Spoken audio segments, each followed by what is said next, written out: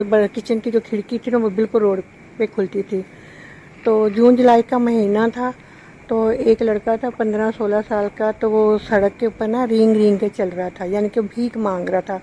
कुछ लोग उसको भीख दे रहे थे, कुछ नहीं भी दे रहे थे, पास से गुजर के जा रहे थे।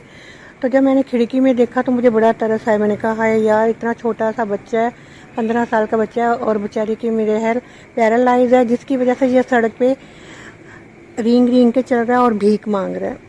मैंने अपने छोटे बेटे को आवाज़ दी, मैंने कहा जाओ मेरे पर्स में से पैसे निकालो, तो जाओ उस बच्चे की ना मदद करके आओ। मेरा बेटा गया और उसको पैसे दे के आ गया।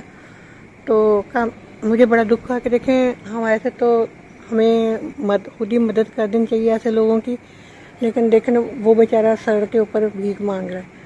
तो काफ़ी दिन गुजरने के बाद फिर मैं एक दिन वहाँ बाहर खिड़की की तरफ देख रही थी तो नीचे शॉप भी थी।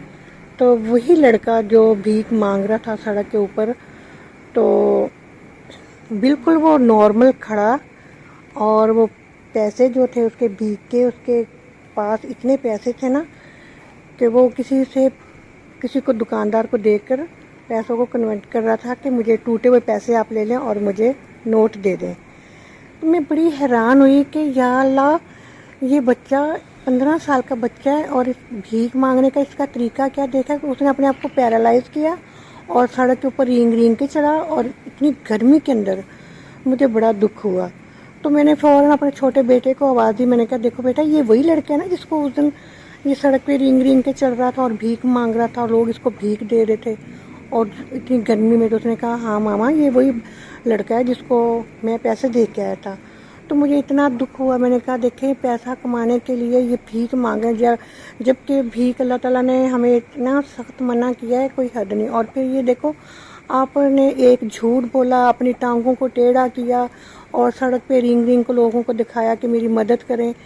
तो भीख मांगना तो वैसे भी बुरी बात है, लेकिन सिर्फ भीख हमारे पाकिस्तान में मांगी जाती है, बाकी मुल्कों में तो इस चीज़ को बहुत बुरा समझा जाता है।